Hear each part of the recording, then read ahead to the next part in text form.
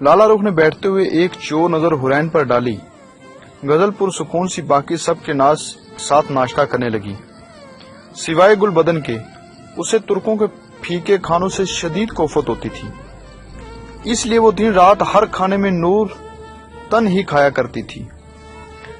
गुलबदन इतनी देर से जो ओरहान के साथ मसरूफ थी चौंकी, गर्दन उठाई, कमरे को बगौर देखा। हमेशा कोने में रखे संदल की लकड़ी के बने कद अदम आईने की जगह 3 सुनहरी आईने रखे थे। गाजियान को सोने की चीजें इस्तेमाल करना नापसंद है, ये बात वो कई बार हुरैन से सुन चुकी थी। शाही तख्त की जगह वालिद सुल्तान का तख्त रखा था और भी चंद सुनहरी बेश कीमत चीजें रखी। हैरत से 14 तबक रोशन हुए। वालिद सुल्तान कहाँ हैं? वो तज्जुब से सबके चेहरे देखने लगी। लाला रुख ने गजल को देखा। गजल ने एक नजर हुरैन पर डाली, जो मुबहम मुस्कुराते हुए सर झुकाए नाश्ता कर रही थी। गुलबदन को अपनी बहन पर यकीन नहीं आया। उनको लापता किया है आपने? बेयकीनी से उसकी आवाज सरगोशी में बदल गई। उनका महल से बासानी फरार हो जाना, ये सब आपने पहले से सोच रखा था? या अल्लाह! हुरैन ने इत्मीनान से हाथ रोका, फिर नवाला चबाने के बाद उसे देखा और बोली, यही एक रास्ता था। अगर उन्हें सजाए मौत देते तो भी उनके हमायती शोर मचाते, अगर कैद में डालते तो भी बगावत हो सकती थी। अभी बज़ाहिर वो मफरूर हैं, सिपाही उनकी तलाश में हैं, लेकिन वो हकीकतन कैद में हैं, जिंदा सही सालम। गाजियान आकर उनसे खुद निपटेगा। गुलबदन अभी तक हैरत से उसे देख रही थी। लाला रुख ने उन पर नजर डालते हुए पनीर का टुकड़ा मुंह में रखा। हल्का नमकीन रेशमी पनीर मुंह में घुल गया। दिमाग जैसे सुकून के 7वें आसमान पर चला गया था। गजल ने संजीदगी से लाला रुख को देखा। वो गड़बड़ाई, चेहरे के तस्वुरात बदले। शहजादी मलका आपसे मिलने का बहुत इसरार कर रही हैं। बिनाई छीन जाने के सबब वो अंदर से मुकम्मल तौर पर टूट चुकी हैं। इसके बताने का मकसद मेहरबान से हमदर्दी नहीं, बल्कि हुरैन को लाला रुख की हरकत से आगाह करना था। हुरैन ने उलझ कर उसे देखा। लाला रुख के गले में बहुत कुछ अटका। वो मनसूई खांसी खांसते हुए उठने लगी। हुरैन ने भरमी से उसे घूरा। बैठो वापस, फौरन, वो गुस्से से बोली। लाला रुख तेजी से दोबारा बैठी। बदख्त फीका सा मुस्कुराई। लाला रुख, तुम उसे पूछे बगैर इतना बड़ा कदम कैसे उठा सकती हो? वो गुस्सा जब्त करने लगी। उसने मेहरबान को माफ नहीं किया था, मगर वो उससे यूं इंतकाम भी नहीं लेना चाहती थी। मेरी आंखों के सामने मेरे बाप का कत्ल किया था उन्होंने। कम अज कम इतना हक तो बनता था मेरा। फिक्र ना करें, वैसे भी उन्होंने दवाई ले ली। दूध वाले का सिर्फ 1 घूंट पिया है। 1-2 दिन में ठीक हो जाएंगी। वो कोई तासर लिए बगैर बालों की लट पीछे करते हुए बोली। हुरैन दांत पीस कर सर झटकने लगी। पुरइसरार कैदी या अरजक आगा? दस्तूर! हुरैन सुल्ताना हजरत अलरे! तमाम कनीजें अदब से उठकर खड़ी हो गई थी। हुरैन तेजी से उनके दरमियान से गुजरी। चेहरे पर इंतहा की बेयकीनी थी। दिमाग मौफ हो चुका था। हाथों को पहलू में गिराए वो तेज तेज कदम उठाती, फिर चंद कदम भागती, फिर तेजी से चलने लगती। गुलिस्तान ने राज के बोझ से शदीद परेशान होकर उसे दिन के खाने के बाद आखिरकार उसे बता दिया था। वो राहदारियों में से गुजर रही थी, फिर कई बरामदों से गुजरी। सब उसका हैरत से तर चेहरा देख रहे थे। आपकी दादी नीचे जिंदान में कैद है। कई सालों से वो मेहरबान सुल्ताना की कैदी बनी हुई है। उसे समझ नहीं आ रहा था कि मेहरबान का शम्स रुखसार से क्या ताल्लुक। वो ये बात तो जानती थी कि शम्स रुखसार की कब्र वाली बात के पीछे कोई और है, मगर मेहरबान इस मामले के पीछे ये कैसे मुमकिन है? वो क्यों कैद करेगी शम्स को? वो अब जिंदान की तारीक सीढ़ियां उतर रही थी। स्याह सीढ़ियों पर हर चंद बात مشعل جل رہی تھی، نیچے کا ماحول سرد تھا، ایسے جیسے وہ کنارے چل کر سمندر میں اتر گئی ہو۔ وہ اتنے سالوں بعد اس عورت سے ملنے جا رہی ہے جس کی لالچ اور صفاکی نے اس کے باپ کی زندگی بے رنگ کر دی تھی، جس کے سبب اس کا باپ دنیا سے کٹ کر رہتا تھا۔ راہداری کے دونوں طرف قید خانے کی سلاخیں تھیں۔ ڈھلتے دن کے اجالے کے باوجود بھی نیچے زندان میں کافی اندھیرا اور سرد پن تھا۔ وہ ہانپتی ہوئی سرے تک آئی۔ سپاہیوں نے داخلی اور اندرون دروازے توڑ ڈالے تھے۔ نیم روشن سرنگ کے اس پار قیدی خانہ تھا۔ وہاں سے سمندر کا شدید شور ہر سو پھیل رہا تھا۔ وہ رکے بغیر استجاب سے آنکھیں سکڑ کر قید خانے میں اندر داخل ہوئی۔ خوش آمدید، وہ باریک زنانہ آواز پر مڑی۔ ایک طریق کونے سے کوئی چل کر روشنی میں آ رہا تھا۔ وہ دم سادے اسے سامنے آتا دیکھنے لگی۔ اندر کھانے کے سڑے ہوئے پھبندے لگے برتن جا بجا رکھے تھے، جن سے اٹھتی بو کے سبب اندر کھڑا ہونا دو بھر تھا۔ قید خانے کی دیواروں پر بے تحاشا جالے لگے تھے، جیسے سرمئی دھول میں لٹے پردے ہوں۔ فرش پر مٹی کی بہت موٹی تہ جمی ہوئی تھی۔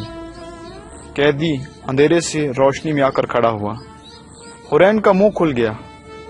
اس کی شاکی نظریں قیدی کے سفید چہرے سے اٹھ کر گنگریالے بالوں تک گئی، پھر بالوں سے گھنے ابرو تلے چمکتی نیلی آنکھوں تک جھکی، پھر اس کی ناف تک لمبی لمبی داڑھی تک۔ تم کون ہو؟ وہ محتاط ہو کر پیچھے ہٹی۔ اس کے ساتھ اندر داخل ہوئے سپاہیوں نے تلواریں نکال لی تھی۔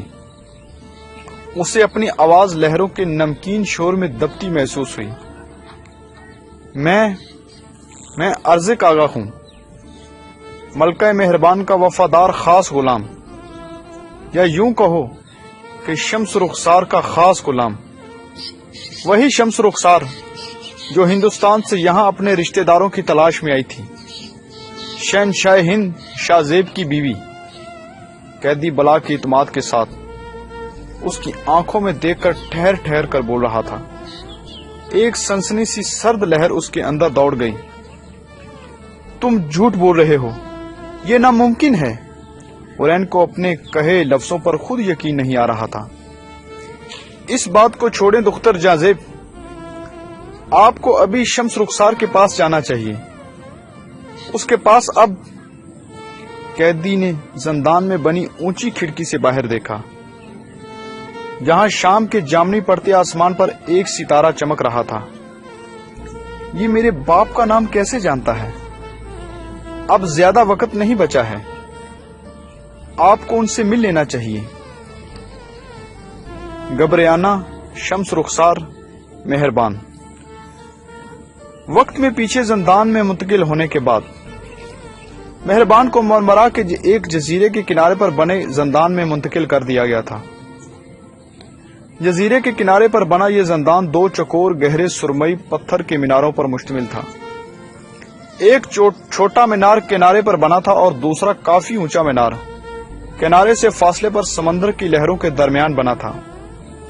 دونوں میناروں کو پتھر کے پل سے جوڑا گیا تھا۔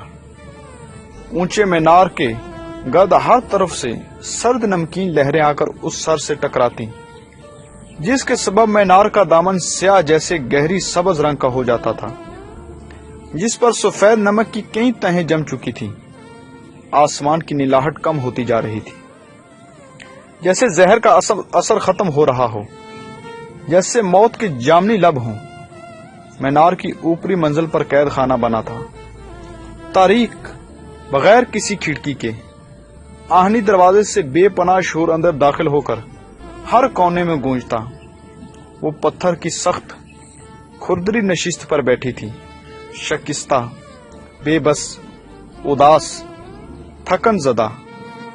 دونوں ہاتھ گود میں دھرے تھے، سر جھکا ہوا تھا۔ نظریں بظاہر ہاتھوں پر جمی تھی، مگر منظر سیاہ تھا۔ اس کا مستقبل سیاہ ہو چکا تھا، اس نے اپنا ماضی سیاہ کر دیا تھا۔ سمجھ کے سامنے سیاہی تھی۔ اسے سیاہ رنگ بہت پسند تھا، کیونکہ اس رنگ میں اتنی طاقت تھی کہ یہ رنگ باقی تمام رنگوں کو جذب کر لیتا انہیں نگل لیتا، اس رنگ نے اسے بھی نگل لیا تھا۔ دل اس بات کو ماننے سے انکاری تھا، دماغ اس بات کو ہرگز تسلیم نہیں کرنا چاہتا تھا۔ وہ نابین ہو چکی ہے، وہ اندھی ہو چکی ہے، اب وہ کبھی کسی شے کو نہیں دیکھ پائے گی، نہ کسی رنگ کو، نہ اپنے خوبصورت چہرے کو، نہ اپنے مخروطی ہاتھوں کو، کسی شے کو بھی نہیں۔ ہر قسم کے راستے بند ہو چکے تھے۔ وہ واقف تھی اسے کشتی میں بٹھا کر کس جگہ لایا گیا ہے، پل سے گزار کر کس مینار میں قید کیا گیا ہے۔ یہ جزیرہ قیدیوں کے لیے مخصوص تھا، اس جزیرے کے پاس سے بھی کسی جہاز کو گزرنے کی اجازت نہیں تھی۔ حکومتی اجازت کے بغیر یہاں آنا بھی جرم تھا۔ وہ سب کے لیے لاپتہ ہے، کوئی اسے بچانے نہیں آئے گا۔ وہ یوں ہی ادھر تنہا زندگی گزار کر مر جائے گی، پھر اس کی لاش کو خاموشی سے پانی میں پھینک دیا جائے گا یا کسی گمنام قبر میں دفنا دیا جائے گا۔ وہ صرف نام بن کر رہ جائے گی، تاریخ کے زرد کاغذوں کے درمیان ایک ظالم سفاک ملکہ بن کر۔ مہربان اداسی سے اپنے سنہرے دن یاد کرنے لگی۔ وہ اپنی بہن کے ساتھ اپنے گھر میں بنے باغ میں کھیل رہی ہے، ہر طرف پھول ہیں، پانی کا فوارہ بہ رہا ہے، روم کی ہوا میں تازگی ہے۔ اس کی ماں انہیں کھانے کے لیے بلا رہی ہے، اس کا باپ باغ میں انہیں لینے کے لیے آتا ہے۔ وہ دونوں بہنیں اپنی باپ کی گود میں ہیں، اس کا باپ دونوں کے گال چوم رہا ہے، ان کے نام لے رہا ہے۔ گبریانا وہ آگرہ کے قلعے میں بے پناہ خوبصورت باغ میں کھڑی ہے، شاہ زیب اس کے ساتھ کھڑا ہے، اس کی بوری آنکھوں میں اس کے لیے محبت کے بے شمار رنگ ہیں۔ وہ اپنائیت سے مسکراتے ہوئے اسے بتا رہا ہے کہ یہ باغ اس نے اس کے لیے بنوایا ہے۔ وہ دنیا کی سب سے بڑی سلطنت کی ملکہ ہے، وہ حاملہ ہے۔ شاہ زیب دن رات کا ہر لمحہ اس کے ساتھ گزار رہا ہے۔ زندگی خوابوں جیسی خوبصورت ہے، مکمل ہر انداز سے۔ وہ ہر روز اسے نئے تحفے دیتا ہے، اپنا خزانہ اس پر لٹا رہا ہے، اپنی محبت اس پر نچھاور کر رہا ہے۔ وہ استنبول آ چکی ہے، عمر سے آج اس کی شادی ہے۔ وہ تاریخ بدل رہی ہے، صدیوں سے چلے آنے والے دستور بدل رہی ہے۔ وہ پہلی کنیز ہے جو سلطان کی منقوہ بن چکی ہے۔ وہ دربار عام میں کھڑی ہے، سر پر تاج پہنے، گلے میں ہار پہنے، کانوں میں آویزے، ہاتھوں میں کڑے، انگلیوں میں انگوٹھیاں، کمر پر کمر بند، بیش قیمت شاہانہ لباس زیب تن کیے۔ دربار میں موجود ہزاروں درباری سلطان سمیت اس کے بیٹھنے کے منتظر ہیں۔ وہ حرم میں سے گزر رہی ہے، روب سے، بے نیازی سے، گردن تان کر، کسی پر نظر ڈالے بغیر۔ سب ادب سے گردنیں جھکائے کھڑے ہیں، جھکی نگاہوں سے اسے دیکھ رہے ہیں، اس پر رشک کر رہے ہیں، اس سے حسد کر رہے ہیں، اس کے جیسا نصیب پانا چاہتے ہیں، اس کا مقام حاصل کرنے کی خواہش رکھتے ہیں۔ وہ عید کی صبح سب کے ساتھ بیٹھ کر ناشتہ کر رہی ہے۔ ناشتے کی میز کے گرد اس کے دائیں ہاتھ پر اورحان بیٹھا ہے، بورے بال، ہلکی سبز آنکھوں، پرسکون مسکراتے چہرے کے ساتھ۔ بائیں ہاتھ پر رفتار دل بیٹھی ہے، سیاہ بال، سرمئی آنکھیں، خوشی سے اپنے بچوں کو دیکھتی تینوں بچے حمزہ، سالم، غازیان ان کے ساتھ بیٹھے ہیں، ایک مکمل خاندان۔ نوجوان دنیا سے بے خبر حمزہ مسکراتے ہوئے کوئی بات کہہ رہا ہے، اورحان اور دل رفتار اسے دیکھ کر مسکرا رہے ہیں۔ اورحان کی آنکھوں میں اپنے بیٹے کے لیے فخر ہے۔ سالم ستائش سے اپنے بڑے بھائی کو دیکھ رہا ہے، غازیان نظر انداز کیے جانے پر خاموش ہے۔ وہ ہر فرد کو دیکھ کر پوری اطمینان مسکراہٹ چہرے پر سجائے بیٹھی ہے۔ گبریانا، کسی نے بہت پاس سے پکارا۔ وہ رنگین ماضی کے خوابوں سے نکل کر سیاہ مستقبل میں آئی۔ اس نے چونک کر سر اٹھایا۔ کوئی اسے اس کے اطالوی نام سے پکار رہا تھا، وہ نام جو اس کے باپ نے رکھا تھا۔ یہ آواز یہ آواز اس کی بہن کی ہے۔ تم نے مجھ سے وعدہ کیوں توڑ دیا گیبی؟ اس کی بہن اس کے سامنے کھڑی اس سے شکوہ کر رہی تھی۔ وہ بے اختیار اٹھی۔ گبریالا نہیں، میں نے وہ وعدہ نبھانے کی کوشش کی تھی۔ اس کی حفاظت کے لیے کئی بار میں اپنی جان پر کھیل گئی۔ میرا یقین کرو گبریالا، میں نے تم سے وعدہ کیا، وعدہ نبھایا، مگر وہ اسے دیکھنا چاہتی ہے لیکن وہ اسے دیکھ نہیں پا رہی تھی۔ اس کی آنکھوں میں پانی در آیا۔ وہ اسے یقین دلانے لگی۔ والدہ، گبریالا کی آواز آنا بند ہو گئی۔ اورہان، اورہان! اس کے بیٹی کی آواز میں نمی تھی، درد تھا۔ وہ بے چین ہو کر اسے تھامنے کے لیے آگے بڑھی۔ ہر طرف اندھیرا تھا۔ اس کے ہاتھ سخت دیوار سے ٹکرائے۔ آپ نے میری جان کیوں لی والدہ؟ وہ گلہ کر رہا تھا۔ اس کا بیٹا اس سے گلہ کر رہا تھا۔ نہیں اورہان، میں ہرگز تمہاری جان نہیں لینا چاہتی تھی۔ وہ تو زمرد کی وجہ سے۔ وہ اسے سمجھانا چاہ رہی ہے، وہ اسے نہیں سمجھا پا رہی۔ اس کی آنکھوں سے آنسو بہنے لگے۔ اسے یہ موقع پھر کس نے دیا تھا والدہ؟ وہ کچھ کہنے کے قابل نہیں رہی، بس بے قراری سے دیواریں ٹٹولنے لگی۔ وہ ایک بار اپنے بیٹے کو دیکھنا چاہتی تھی، کوئی اسے بس چند لمحوں کے لیے اس کی بینائی واپس لا دے۔ جب آپ کو غازی کا پتہ چلا تھا، آپ نے کہا میں اسے دفنانے کے لیے کچھ بھی نہیں چھوڑا، پھر آپ نے کیوں اسے تکلیف پہنچانا چاہی؟ آنسو چہرے سے پھسل کر سرد فرش پر گر رہے تھے۔ وہ دونوں ہتھیلیوں کانوں پر جمائے سر نفی میں ہلانے لگی۔ میرے 2 بیٹے تو مر چکے ہیں والدہ، پھر آپ نے میرے آخری بیٹے کو مارنے کے لیے اتنا بے رحم طریقہ کیوں چنا؟ وہ بول رہا تھا مگر وہ سننا نہیں چاہتی تھی۔ اسے اپنے اعمال سننا اسے اندر سے کاٹ رہا تھا۔ اپنا اعمال نامہ سننے کی ہمت کس میں ہوتی ہے بھلا؟ سلطانہ! وہ ساکت ہو گئی۔ نفی میں ہلتا چہرہ رک گیا۔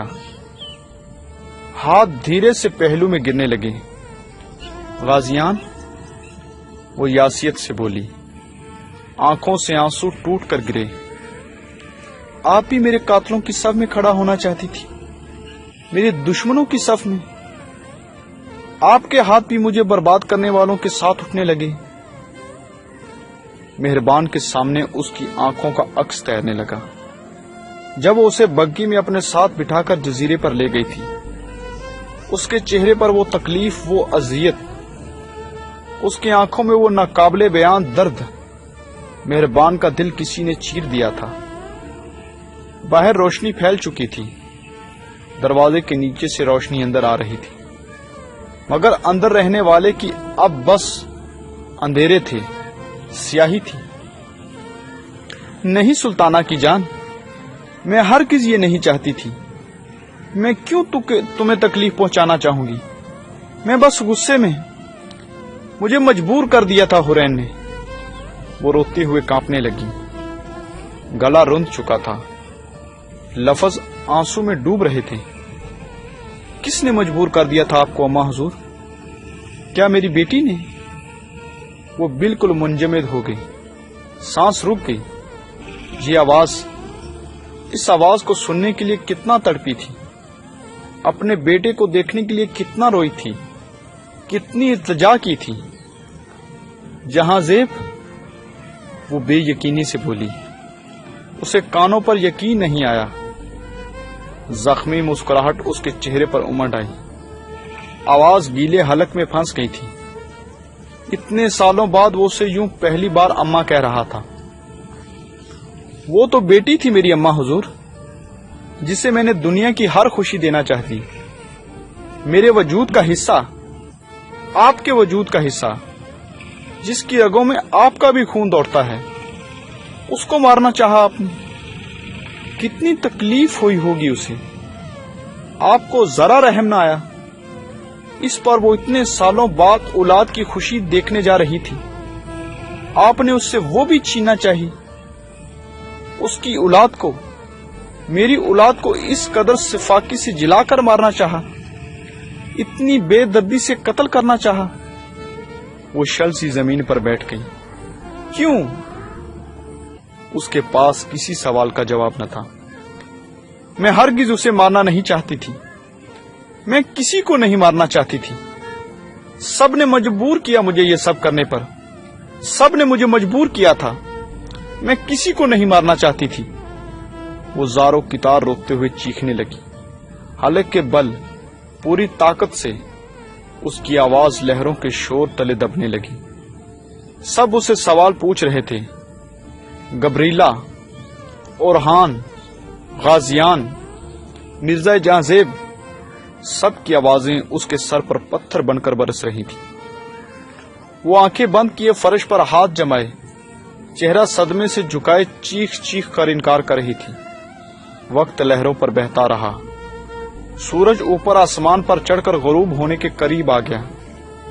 اس نے کئی بار جا کر دروازے پر کھڑے سپاہی کو کہا کہ اسے ایک بار حرین سے ملا دے، ایک بار اسے دیکھنے، نہیں، وہ دیکھ نہیں سکتی، ایک بار اسے محسوس کرنے دے، بس ایک بار۔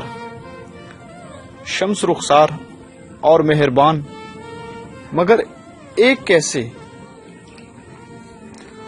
وہ کشتی کے عرصے پر کھڑی تھی، کندھوں پر سرخ چادر اوڑھ رکھی تھی، جذبات سے خالی بے تاثر چہرہ، آنکھوں میں سنجیدگی تھی، نظریں لہروں پر جمی تھی۔ کبھی کبھی یہ خیال آتا اور لگتا تھا کہ ہاں واقعی مہربان اور شمس رخسار ایک ہو سکتی ہیں، مگر پھر یہ خیال کہ شمس رخسار جیسی ظالم ماں اور مہربان جیسی ہر رشتے سے محبت کرنے والی عورت دونوں ایک کیسے ہو سکتی ہیں؟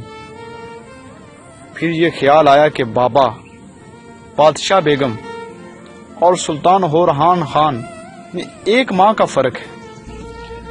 والدہ سلطان ایک ہی وقت میں دو جگہوں پر 3 بچوں کی دنیا میں ایک ماں میں ایک ساتھ 2 الگ ملکوں میں آمد، اس کا دماغ اس بات کو ہرگز نہ مانتا، مگر اب وہ ہر کڑی کو آپس میں جوڑ رہی تھی۔ جس طرح وہ کبھی غازیان کو نہ پڑھ پائی، اسی طرح مہربان کو پڑھنا، اسے سمجھنا ایک ناممکن بات تھی۔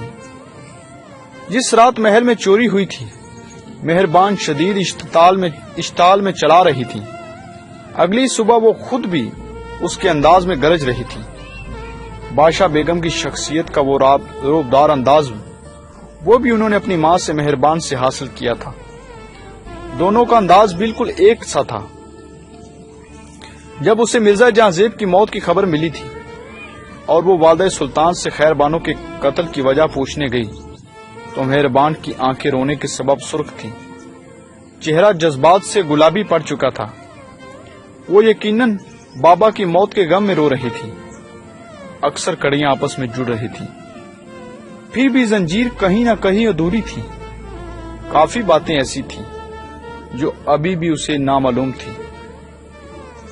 ان سب سوالوں کا جواب بس ایک ہی شخص کے پاس تھا، والدہ سلطان کے پاس۔ اب اس کی کشتی کنارے کے قریب رک گئی تھی۔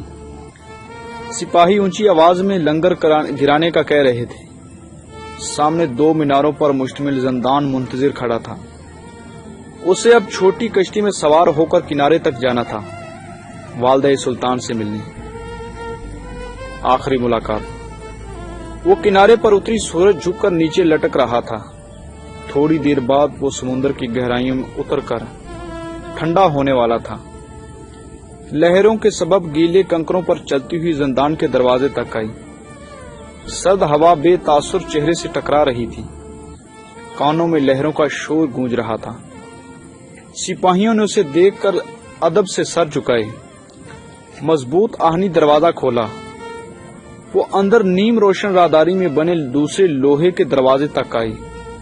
راہداری میں اوپر کھڑکیاں بنی تھیں اور کھڑکیوں پر سلاخیں لگی تھیں جن سے روشنی اندر گر رہی تھی، لکیروں کی صورت۔ وہ اوپر جاتی سیڑھیاں چڑھنے لگی۔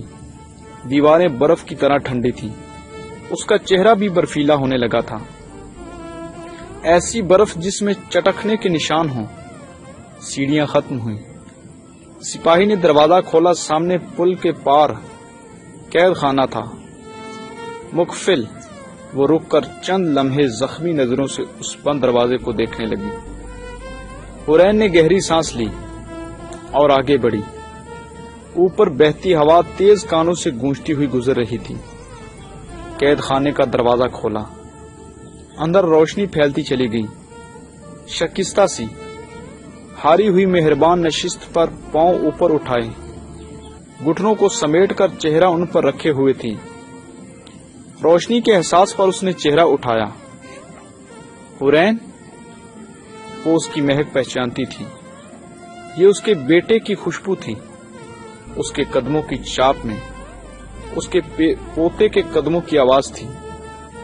اس کی رگوں میں دوڑتے خون کی گرمائش وہ بینائی کے بنا بھی بتا سکتی تھی۔ وہ حورین ہے۔ وہ اٹھ کر اس سے لپٹنے کے لیے آگے بڑھی۔ وہی رک جائیں، ہرگز میرے پاس مت آئیے گا، وہ درشتی سے ہاتھ اٹھا کر بولی۔ مہربان کے قدم زنجیر ہوئے، چہرے پر درد دکھائی دینے لگا۔